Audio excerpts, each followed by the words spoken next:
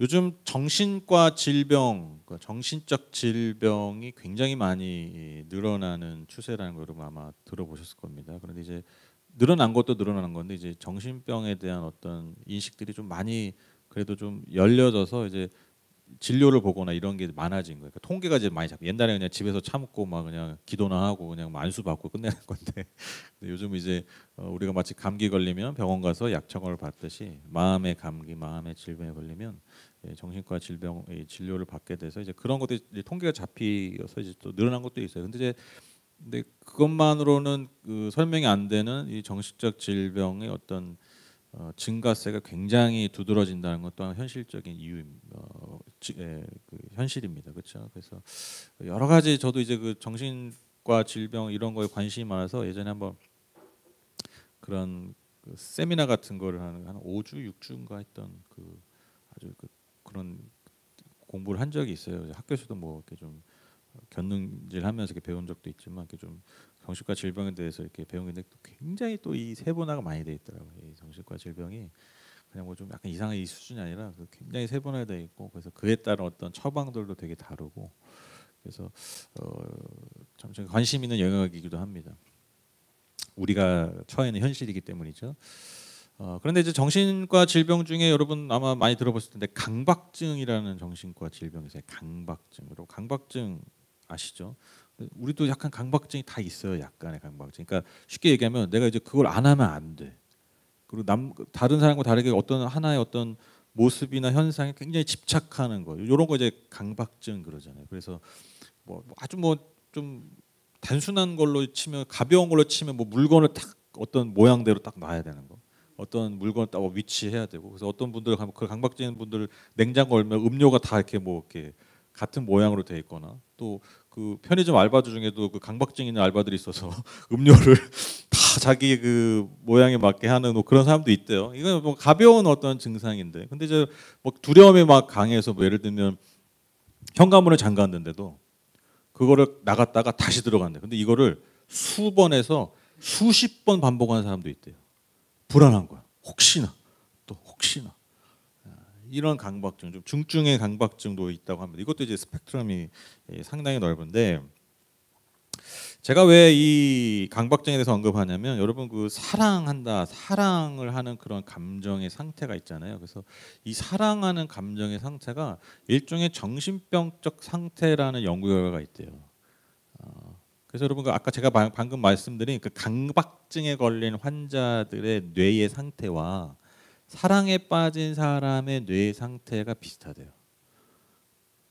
그래서 이상한 행동들을 하는 거예요. 그렇죠. 여러분 사랑에 빠지면 이상한 행동들을 하잖아요. 그렇죠. 강박증에 빠지면 이해 안 되는 행동을 하잖아요. 그렇죠. 마찬가지로 우리가 사랑에 빠지면 주변 사람들은 이해하기 힘든 행동을 말들을 하게 되는 것이죠. 그렇죠. 사람이 변하게 되는 거예요. 여러분 우리가 뭐 이런 연구 결과 과학적 연구 결과를 들지 않아도 여러분 사랑을 하게 되면 그러니까 무언가를 좋아하게 되면 여러분 그게 정말 정상이 아닌 것임을 우리는 금방 깨닫게 됩니다. 뭐 남녀간의 사랑도 마찬가지겠지만 여러분 부모 자식 간의 사랑도 마찬가지죠. 그렇죠? 부모 자식 간의 사랑도 여러분 뭐 정신 나가 있잖아요. 그렇죠? 부모들이. 그렇죠? 아이한테 어떤 베푸는 어떤 사랑들 그게 이성적으로 합리적으로 판단되는 행동들이 아니잖아요. 그렇죠? 여러분 심지어 친구들의 사랑, 우정도 마찬가지입니다. 여러분 우정이 진한 친구들 있잖아요. 정상이 아니잖아요. 뭐 심지어 막 그 너무 우정이 진해가지고 막 가족도 내팽개치고 막 가족도 막 뒤로 밀어주고 막 그런 우정들도 있잖아요. 그렇죠? 여러분 정상이 아니라는 거예요. 여러분 또 심지어 물건에 대한 사랑, 물건에 대한 집착도 마찬가지죠. 어떤 물건을 소유하기 위해서 갖기 위해서 그게 너무 좋아가지고 하는 행동들, 여러분 정말 그 이해 안 되는 것들이 있잖아요. 여러분 뭐 그게 좋은 일은 아니지만 어떤 명품 백을 사기 위해서 정말 예전에 심지어 몸을 파는 여자들이 있었다는 얘기도 있었어요. 정말 그걸 소유하기 위한 어떤 정신적 질병의 행동들이죠. 여러분 사랑이 왜 미친 짓이냐면 아주 이유가 간단합니다. 우리의 이성, 즉 합리적 판단을 뛰어넘는 말과 행동을 하게 하기 때문입니다. 여러분 사랑은요 원인과 결과에 종속되지 않아요. 그렇죠? 우리는 거의 원인과 결과에 따라 살잖아요. 그렇죠? 그런 합리적인 판단을 하려고 그렇게 대부분 그런 판단으로 삽니다. 그렇죠? 즉 내가 이것을 할 때 이것을 행할 때 손해를 보거나 내게 피해가 있다. 그러니까 원인을 따져보 결과를 따져보면 이게 나한테 유익이 안 된다. 그럼 우리는 절대로 그 행동을 하지 않으려 해요. 이게 인간의 본능적 생존 본능입니다.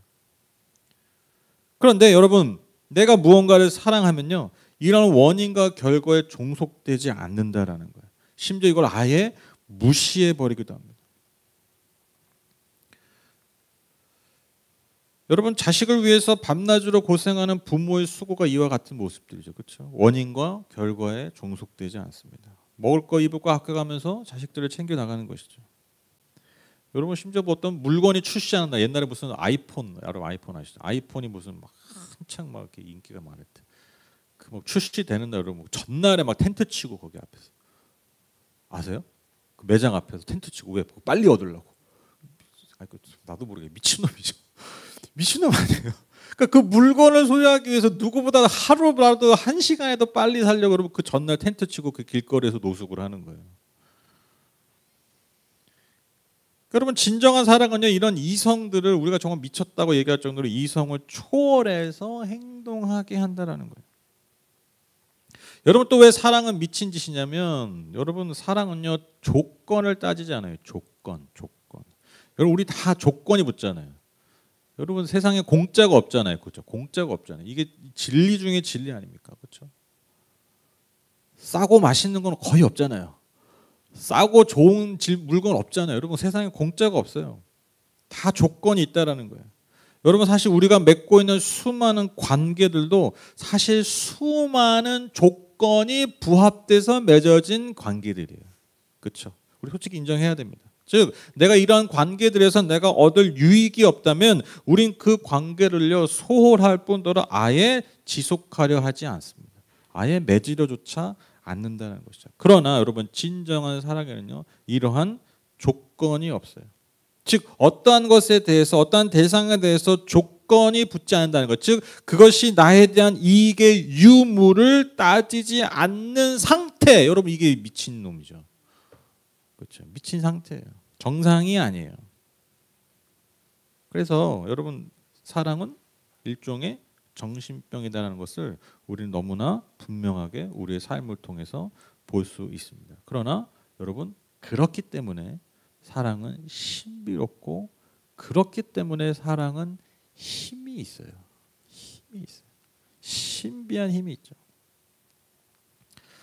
오늘 읽으신 본문은 아가서는요. 읽어보신 분 알겠지만 남녀의 사랑을 아주 시적으로 표현한 책입니다. 여러분 하나님이란 말이 없어요. 아가서에. 하나님이 등장하지 않아요. 그냥 정말 아무 편견 없이 그냥 아무런 종교적인 어떤 이 시각 없이 여러분 아가서를 읽으면요. 그냥 남녀의 사랑 이야기, 사랑 시예요. 여러분 또 보시면 알겠지만 굉장히 또 낯뜨거운 표현들이 막 있습니다. 이게 무슨 성경이 있어요. 그래서 아이들 성경 통독 시킬 때 아가서는 잠깐 건너뛸래 막 이러고 싶은 정도로 약간 이게 뭐 성경에 뭐 이런 표현까지 있나라고 할 정도로 굉장히 여러분 좀 이렇게 사랑의 어떤 진한 표현들이 담겨 있는 게 여러분 이 아가서 그래서 여러분 옛날부터 이 아가서를 성경에 넣어야 되냐 말아야 되냐 이런 논쟁이 진짜 있었어요. 우리만 그런 생각 이상한 생각하는 게 아니라 여러분 그래서 이 아가서를 성경에서 빼자고 하는 그런 사람들이 있었어요. 그런 시도들이 있었다라는 거예요. 왜? 정말 그냥 하나님도 없고 그냥 남녀들 그냥 사랑 이야기만 있는 거예요. 그래서 여러분 이 아가서는요 성경에서 이 성경이라는 정경에서 여러분 아주 중요한 두 가지 가치를 갖는데 문학적 가치를 가져요. 그러니까 성경은 종교적인 것에만 몰두해 있는 게 아니라 인간이 표현할 수 있는 인간이 가지고 있는 그런 어떤 재능들, 문학적인 어떤 소양 가치들이 여러분 성경에도 포함이 되어 있어요. 그러니까 예술이죠, 예술. 그러니까 성경 다양한 장르들이 있잖아요. 역사도 있고 뭐 어떤 뭐 지혜도 있고 막 있잖아요. 근데 정말 문학적인 예술적인 내용도 그런 장르들도 있다라는 거예요. 이것도 굉장히 큰 어떤 성경의 그 아가서가 가지는 아주 중요한 가치입니다. 그런데 단지 어떤 문학적 가치, 어떤 그런 사랑의 가치만 얘기하는 게 아니라 여러분 이 아가서는요 대대로 전통적으로 이스라엘 사람들에게는 하나님과 이스라엘 백성과의 관계, 그리고 신약에 와서는 교회와 교회와의 관계, 이것을 남녀의 사랑의 고백을 통해서 하나님과 우리와의 어떤 사랑의 고백, 사랑의 어떤 상태로 이 시를 읽고 해석하는 전통이 있습니다. 그래서 이 아가서를 읽으면요, 다른 성경을 읽을 때와는 어떤 색다른 경험을 하게 되는 거예요. 뭔가 정말 우리의 영혼에 뭔가 색다른 경험으로서 하나님과 우리의 관계를 새롭게 바라보게 한다라는 것입니다. 오늘 읽으신 본문 아가서 8장 6절 7절은요. 이 아가서 전체의 핵심 구절이라고 할 수 있는 본문입니다. 6절 7절 보시면 도장 새기듯 임의 마음에 나를 새기세요. 도장 새기듯 임의 팔에 나를 새기세요. 사랑은 죽음처럼 강한 것, 사랑의 시샘은 저승처럼 잔혹한 것, 사랑은 불타오르는 불길, 아무도 못 끄는 거센 불길입니다. 바닷물도 그 사랑의 불길 끄지 못하고 강물도 그 불길 잡지 못합니다. 남자가 자기 집 재산을 다 바친다고 사랑을 얻을 수 있을까요? 오히려 웃음거리만 되고 말겠지요. 여러분, 오늘 이 아가서의 핵심적인 본문에서 하나님의 사랑, 저와 여러분을 향한 하나님의 사랑을 무엇이라고 표현하고 있습니까? 첫 번째로 죽음같이 강한 사랑이라고 표현하고 있습니다. 저는 이 세상에서 가장 강력한 힘이 뭐냐라고 물어보면 항상 대답하고 떠오르는 게 뭐냐면 죽음입니다. 죽음. 여러분, 이 땅에서 죽음만큼 강한 힘이 없어요. 그렇죠? 여러분, 어떤 장사도, 어떤 힘 있는 장사도 눈꺼풀을 못 이긴다고 그러잖아요. 눈꺼풀 못 뜬다고 그러잖아요. 잠을 못 이겨요. 그렇죠? 하물며 여러분, 영원한 잠인 죽음을 어떻게 했습니까? 여러분, 우리가 아시겠지만 여러분, 어떠한 인간도, 즉 어떠한 힘을 가진, 어떠한 재력을 가진, 어떠한 소유를 가진 인간도 여러분 죽음 앞에는요 다 졌어요. 다 졌어요. 죽음을 이긴 존재가 없어요. 이 땅에는 모든 힘을 다 끌어모아가지고 죽음을 이겨버렸던 수많은 시도가 있었지만 여러분, 인간은요 죽음 앞에 속절없이 다, 한 명도 예외 없이 다 그 힘을 잃고 죽었습니다. 죽음만큼 이 땅에서 강력한 힘이 없어요. 그런데 오늘 이 본문에서 뭐라고 얘기했습니까? 사랑은 죽음같이 강하다. 그 어떤 힘보다도 강하다라는 거예요. 그런데 여러분, 우리가 잘 알고 있습니다. 우리는 죽음같이 강한 사랑을 받은 존재가 아니라 죽음마저 이긴 사랑을 받은 존재들이에요. 그게 예수 그리스도의 부활, 그 십자가의 사랑입니다. 하나님께서 우리를 사랑하신 건요 죽음같이 강한 정도가 아니라 죽음을 이긴 사랑으로 저 여러분을 사랑하셨다라는 거예요. 그게 우리를 향하신 하나님의 사랑입니다. 두 번째로 이 하나님의 사랑을 뭐라고 설명하냐면 질투하는 사랑이라고 그래요. 6절에서 사랑의 시샘은 저승처럼 잔혹하다라고 그러는데 여기서 사랑의 시샘이 바로 질투입니다. 질투. 이 세 번역에서 저승으로 번역한 말이 여러분 많이 들어보실 거예요. 스올. 아주 옛날 성경은 음부라고 하죠. 음부. 그렇죠? 구약 성경에서 스올, 즉 음부는 무엇을 상징하냐면, 의미하냐면 죽어서 가는 곳이에요. 그러니까 지옥은 아니야. 우리가 아는 지옥은 아닌데 죽은 존재들이 가는 곳. 그래서 때로는 이 스올에 빠졌다라는 건요 그냥 죽음 자체를 의미하기도 합니다. 근데 여러분, 질투가 뭐라고요? 이 저승처럼, 이 스올처럼 잔혹하다라는 거예요. 그러니까 강력한 힘이 있다라는 거예요. 여러분, 질투가 뭡니까? 여러분, 질투 언제예요? 질투 안 해보셨어요? 우리 하늘보 여성교회잖아요. 와, 지금 내 눈에 다 여성이야. 내 눈앞에 다 여성분들만 보여. 여러분, 여자들 하면 또 질투 아닙니까? 질투. 그 유명한 말이죠. 여자가 하늘 품으면 온 6월에 서리가 내린다. 여러분, 여자들이 하늘 왜 품어요? 그렇죠? 그 질투잖아요. 그렇죠? 그러니까 이 말의 뜻은 뭐냐면 여자가 질투를 하면 불가능을 가능케 한다는 얘기잖아요. 강력한 힘이 있다는 거예요. 동기가 생긴다는 거예요. 그렇죠? 질투가 그만큼 강해요. 여러분, 질투가 뭐냐면, 저는 이 질투를 제 나름대로 표현한 게 뭐냐면, 질투는요 내가 사랑하는 존재를 지키려는 열심이에요. 그렇죠? 내가 정말 좋아하고 사랑하는 그 존재를 내가 지키려는 열심이 여러분 질투로 나오는 거잖아요. 그렇죠? 너무 오래도 사셔가지고 이제 질투를 안 하시나, 이제 그 감정이 없어요? 뭔 소리 하는 거야? 그냥 둥글둥글 사는 거야.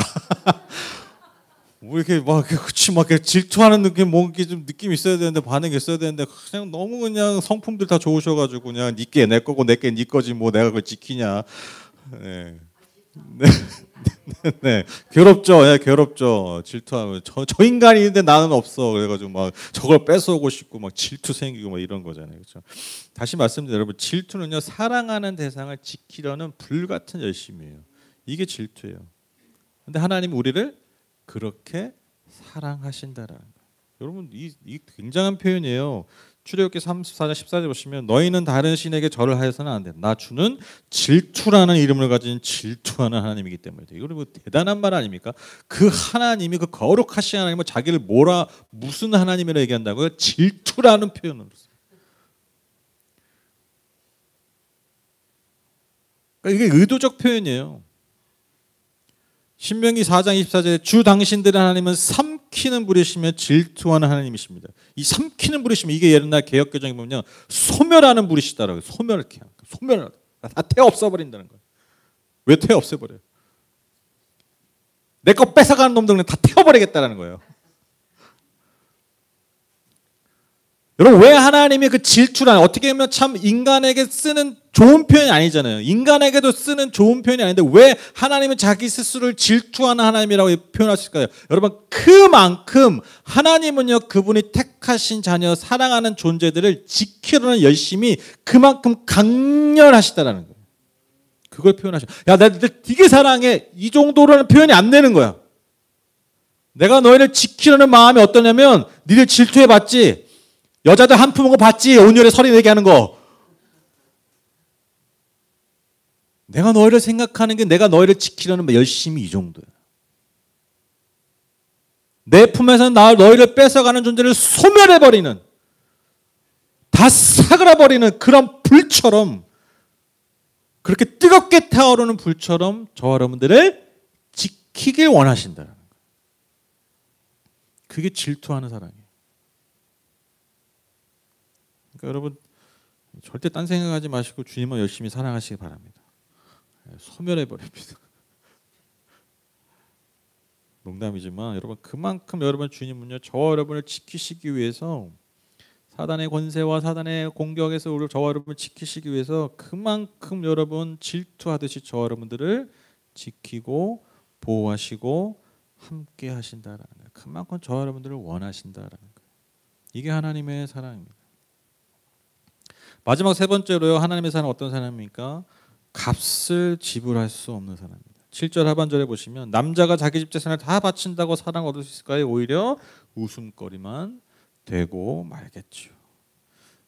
여러분 진부하고도 진부한 질문이지만 여러분 진정한 사랑을 돈으로 살 수 있습니까? 없습니다. 그 어떤 분이 그러더라고요. 요즘 그 아시죠 여러분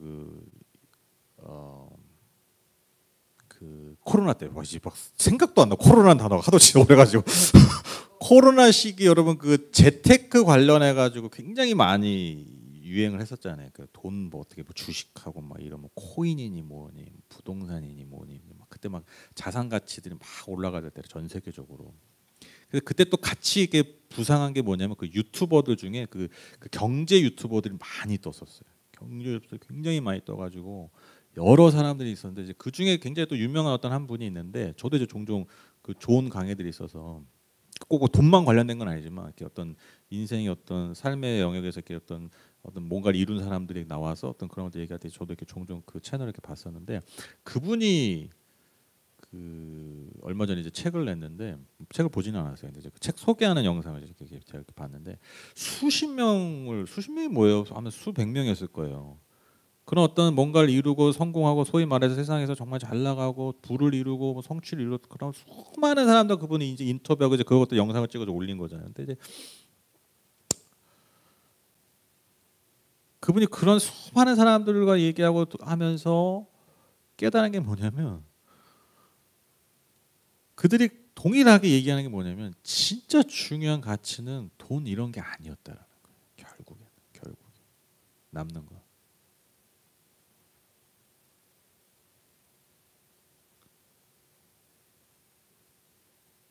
여러분 굉장히 진부한 얘기인데 여러분 그런 얘기 하잖아요. 진정한 행복은 돈으로 살 수 없다. 진정한 사랑은 돈으로 살 수 없다. 그러니까 항상 붙는 게 뭐냐면 진정한 것, 진짜는 우리가 가지고 있는 소유로 인간이 하는 성취로는 살 수 없다라는 거예요.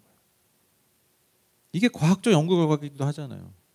돈이 우리 여러분 그게 전혀 이 심리학과 이 사회학에서 심리학과 사회학의 그 학자들이 연구하고 놀란 게 이거래요. 그들도 놀랬대요. 뭐냐면 행복과 불행이 그것과 크게 연관이 없다라는 거. 그 연구가 자기들도 놀랬다라는 거. 너무 긴밀할 줄 알았는데 세상 돌아가는 거 보면. 근데 막상 사람들 진짜 연구해 보니까 과학자들도 이 사회학자들도 이 심리학자들도 깨달은 게 뭐냐면 행복과 불행이 돈과 관계가 아주 없진 않지만 절대적이지 않다. 그래서 그런 표현을 쓰더라고요. 돈이 불행을 막을 수 있는데 놀란 게 뭐냐면 불행을 막았다고 행복해지는 건 아니래요. 이게 분리되어 있대요. 이 말 이해되시죠? 그러니까 우리는 돈을 통해서 인생의 불행들을 막으면 그 불행이 막아지면 행복한다고 그러잖아요. 근데 이거는 별개의 것이라는 거예요. 즉 행복하려면 다른 선택과 다른 가치가 내 안에 채워져 있어야 된다. 그러니까 돈으로 불행을 막을 수는 있죠. 그렇죠? 많은 불행을 막을 수 있어요. 근데 그게 행복으로 연결되지는 않을 수 있다. 제 얘기가 아니에요. 수많은 사람들을 연구했던 사람들의 결론이었다는. 그래서 그들도 놀랬다. 제가 이 얘기 들었어요. 그들도 연구 결과를 보고 놀랬대. 이런 결과가 나올 줄 몰랐기 때문에. 여러분, 내가 사랑을 돈으로 살 수 있다라고 생각하는 순간 여러분 그것은요 진정한 사랑이 아닙니다. 저와 여러분 향하신 사랑이 진정한 사랑이 바로 이와 같습니다. 저와 여러분들이 어떤 대가를 치르고 살 수 있는 게 아니에요. 이해되시죠? 여러분 이거 너무너무 중요합니다. 지금 너무너무 중요한 얘기 드리는 겁니다. 여러분 하나님의 사랑은요 우리가 대가를 지불하고 값을 지불해서 사는 게 아니에요. 내가 하나님께 열심으로 하나님의 뜻대로 열심히 살고 순종한다고 해서 살 수 있는 게 아니에요. 우리가 아무리 큰 대가를 치르더라도 우리의 삶으로 하나님을 향해서 어떠한 대가를 치르더라도 심지어 내가 하나님 앞에 내 목숨까지 바친다고 한들 하나님의 우리를 향하신 그 사랑의 크기를 조정할 수 없다라는 거예요. 이 말의 의미가 무엇입니까? 이미 저 여러분을 향하신 하나님의 사랑은 이미 예수 그리스도를 통해서 이미 증명된 확증된 사랑이라는 거예요. 내가 무언가를 기여할 수 있는 사랑이 아니라는 거예요. 그럼 이 사실을 꼭 기억하십시오. 꼭.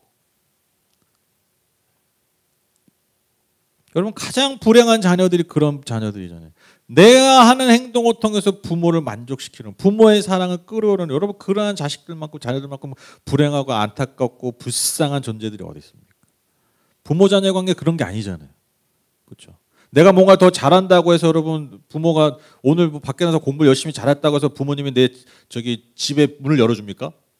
날마다 번호키를 바꿔 막. 우리가 천국 그렇게 생각한다니까요.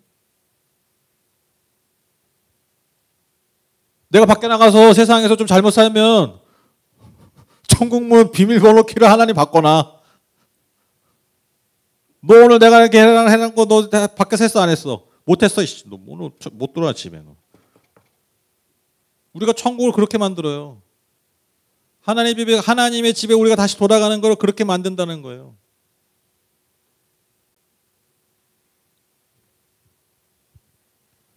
여러분 하나님의 사랑은요 우리가 살 수 있는 게 아니라 그저 하나님의 은혜로 받고 누리는 사랑입니다. 그 어떠한 대가를 노력을 해도 살 수 없는 그 크기를 조정할 수 없는 그저 우리가 받을 뿐인 사랑이라는 것이죠. 요한일서 4장 10절 말씀 사랑은 여기시니 우리가 하나님을 사랑한 것이 아니요 하나님이 우리를 사랑하사 우리 죄를 속하게 하여 화목제물로 그 아들을 보내셨습니다.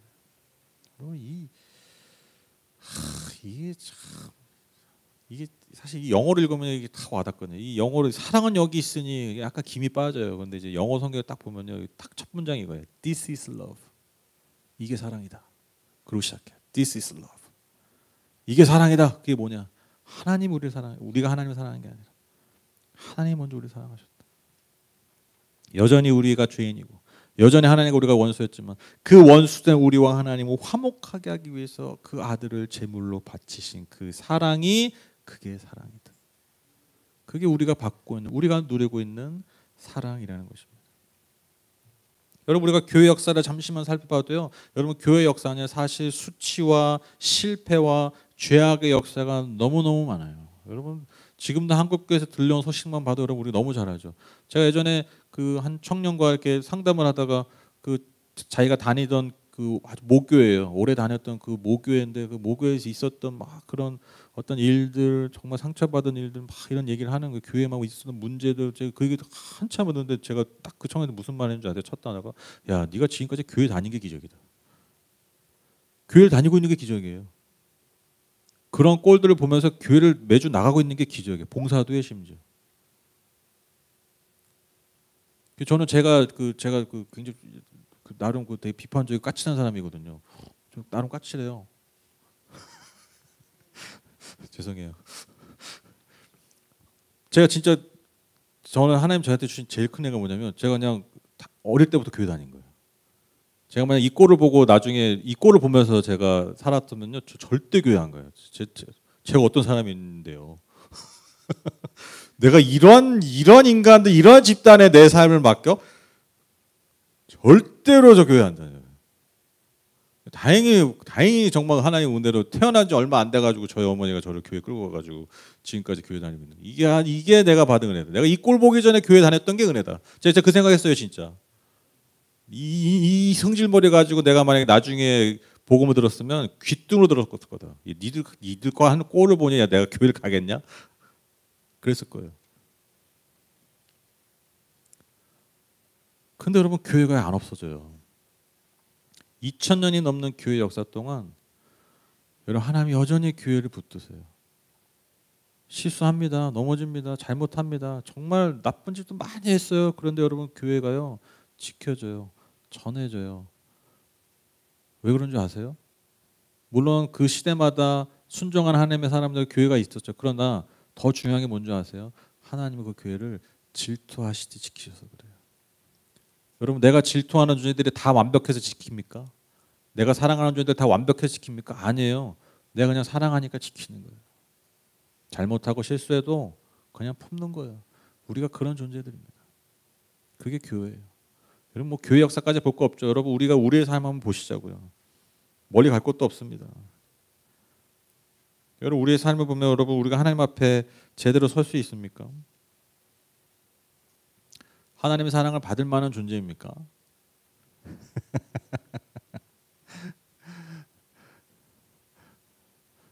아니잖아요. 아이, 물론 좀 이쁜 구석도 때로는 있지. 때로는 봐줄 만한 구석이 있지만 사실 근데 여러분, 정말 우리의 삶을 속속들이 까보면요, 여러분, 우리는 하나님의 은혜와 사랑을 받을 수 없는 존재들입니다. 그런데 여러분, 우리가 그런 생각합니까? 아니죠. 하나님 여전히 우리를 그럼에도 사랑하신다는 우리가 믿지 않습니까?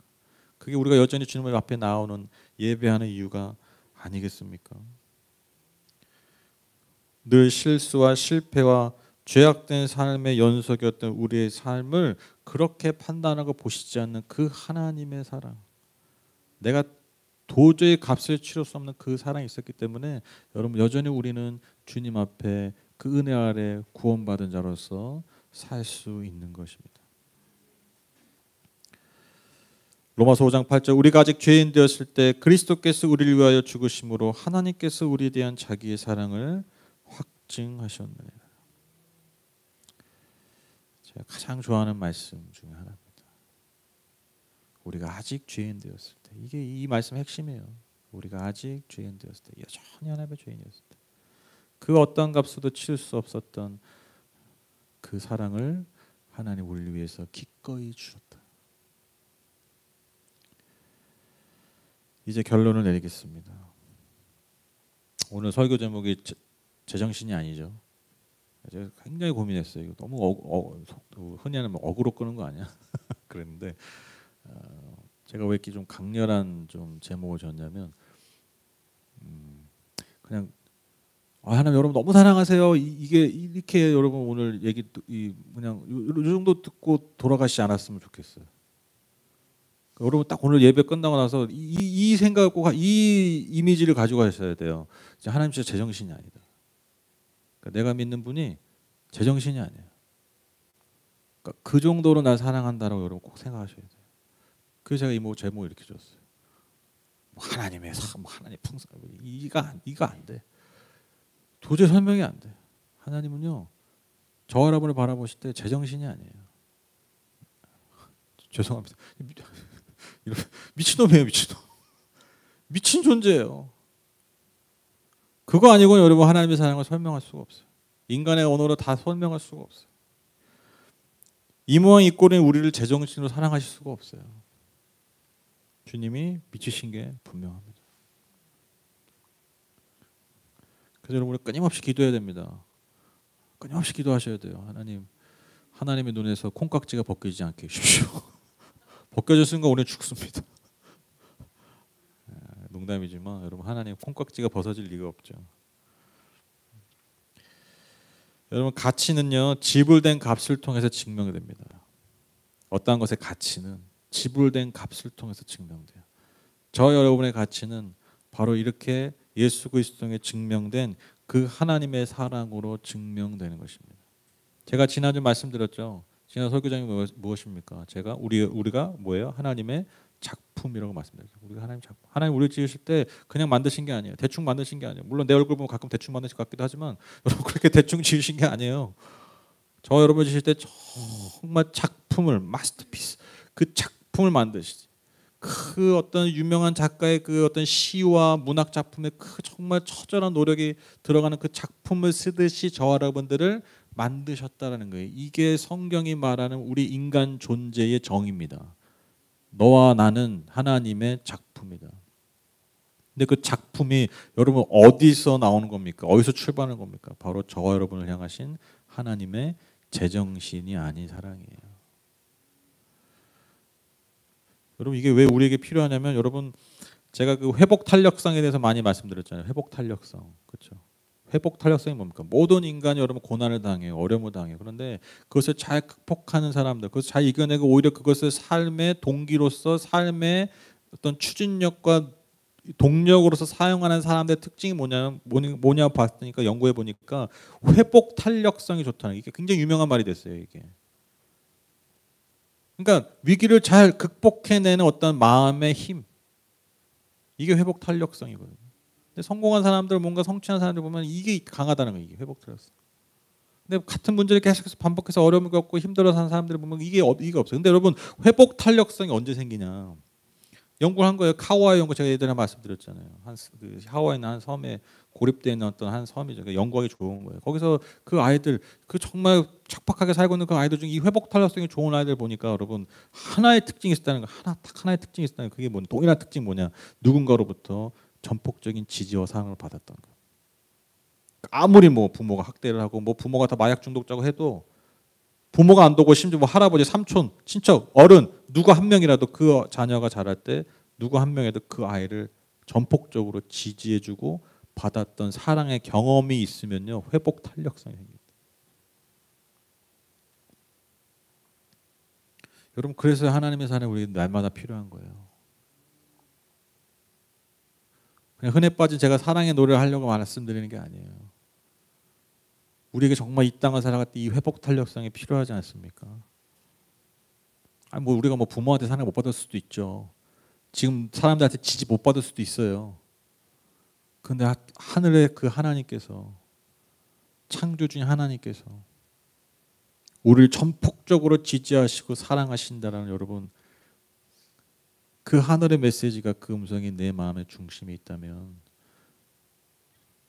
저는 믿습니다. 우리가 이 땅을 살아갈 이 땅을 이겨낼 그 넉넉한 회복 탄력성이 생길 줄 믿습니다.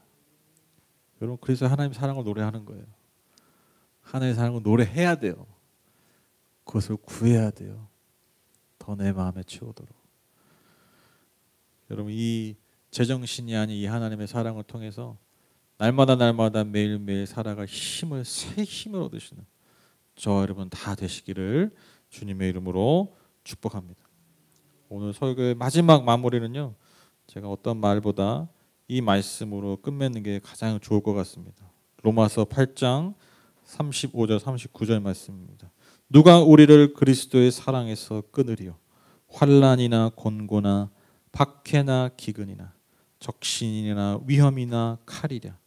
기록된 바 우리가 종일 주를 위하여 죽임을 당하게 되며 도살당할 양같이 여김을 받았나이다 함과 같으니라. 그러나 이 모든 일에 우리를 사랑하시는 이로 말미암아 우리가 넉넉히 이기느니라.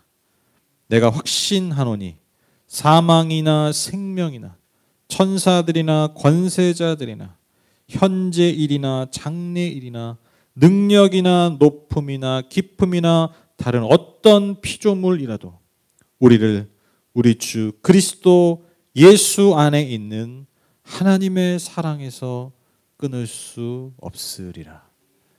아멘. 우리 같이 기도한 시간 갖겠습니다.